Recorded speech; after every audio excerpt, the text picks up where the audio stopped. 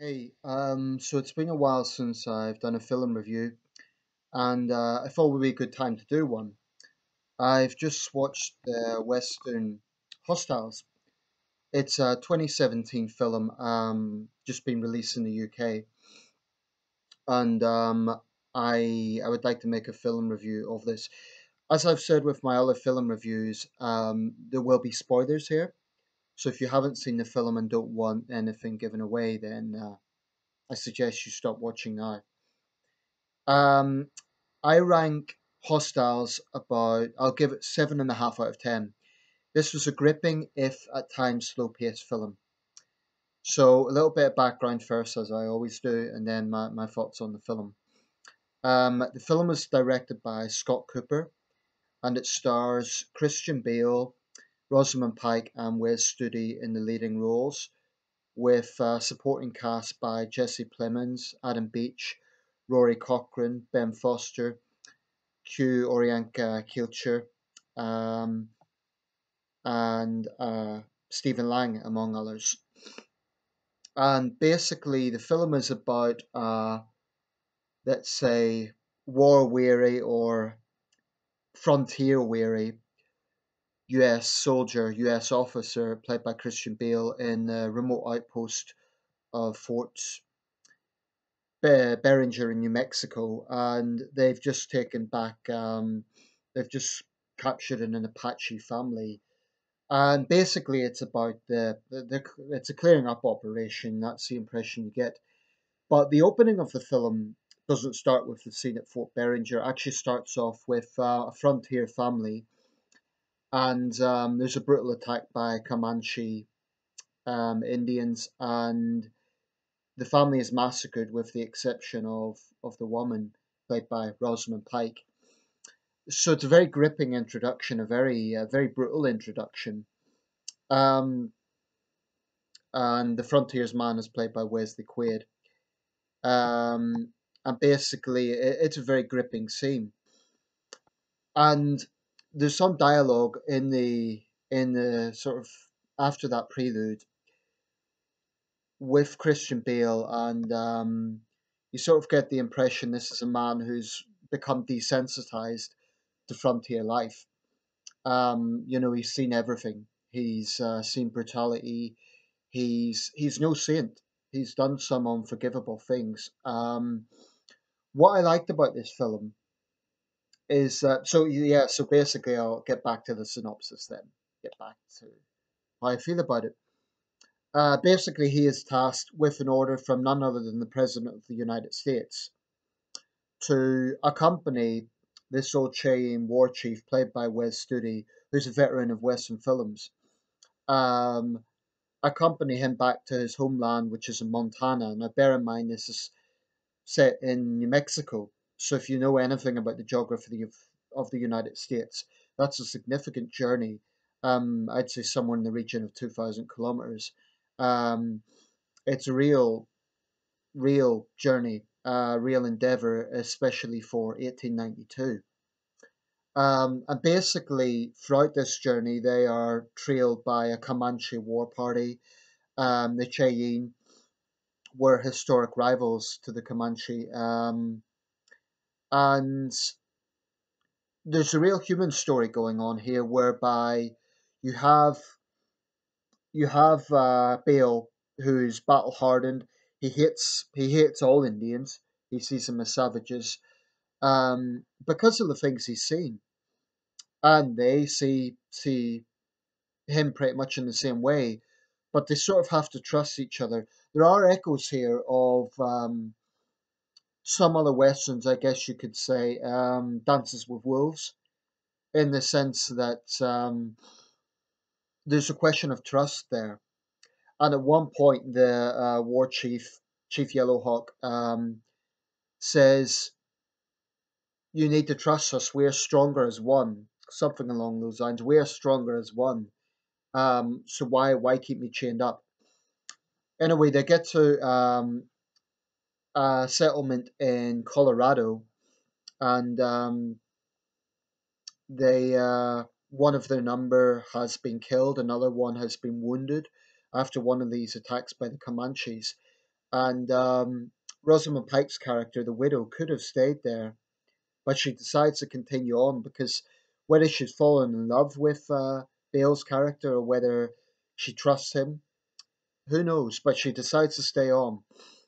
And I think there's a real human story going on here. There's a lot of human dynamics because despite having every reason to become bitter and become like Bale's character, she could end up hating all natives as well. She actually becomes warm to the Cheyenne family, and she sees the human story there, whereby she connects with the chief's daughter, and she notices that they too have suffered. Um, and I think that's interesting. So basically, the long and the short of it is that in the end, Christian Bale breaks down this barrier of desensitization, and he basically befriends the old war chief before he passes away. He's dying of cancer or something like that, and there is some poetry there because he dies just as they cross into the Montana. I guess it would have been a territory at that point. The Valley of the Bears, I believe this is a specific area, and they become friends just before he passes away. But basically, the closing scene is they get attacked by kind of local frontiersmen who say they don't want any natives on the land. He shows the documentation from President Harrison, and this frontiersman doesn't care. There's another scene where there is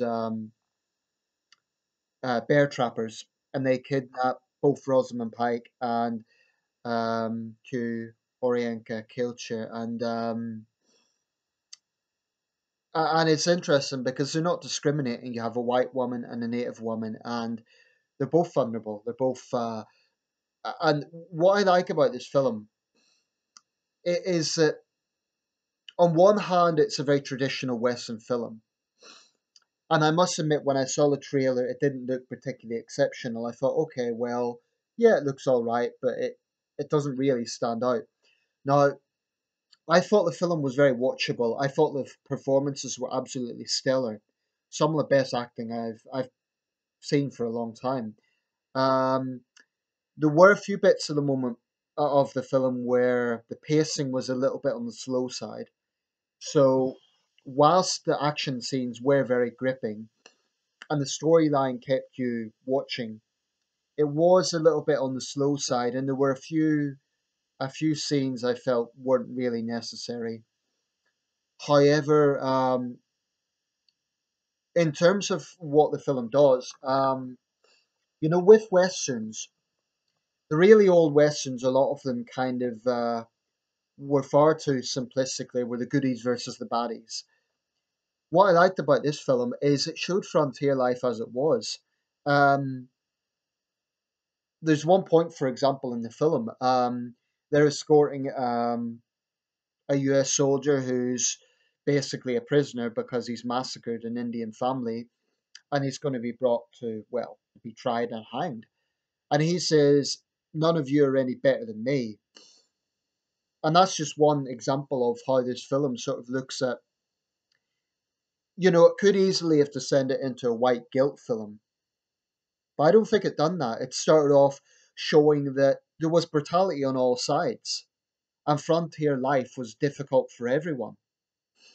So it could have easily, said, "Oh, the white man is evil," and they just went in and killed all the natives. And to me, that would be too simplistic. They showed the Comanches did kill women and children. They showed that the U.S. Army killed women and children. There were no saints and there were no demons. And that's what I liked about this film. None of the characters were one dimensional. And I think that's realistic.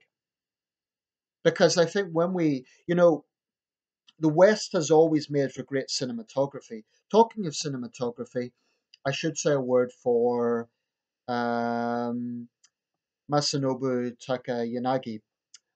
He was the cinematographer in this film, and I thought it was superb cinematography, almost up there with The Revenant. Not quite at that scale, but still pretty impressive. Incidentally, it was distributed by Entertainment Studios and Motion Pictures. Um,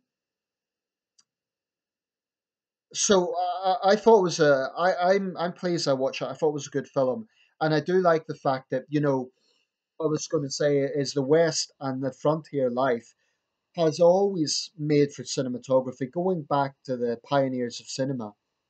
That has always lent itself to the big screen. And you can see why. There's human drama, there's human emotions, there's vast landscapes. It just lends itself to cinema. And the reality of that life was it wasn't black and white. And I do believe that frontier life, anyone who's, well, if you're interested in the West, if you're interested in these sort of films, I strongly recommend the Ken Burns series, documentary series, The West, because it really shows how the American West was not black and white. Absolutely, there were injustices done, and there were unforgivable things done by the U.S. government and by white settlers. But it wasn't black and white.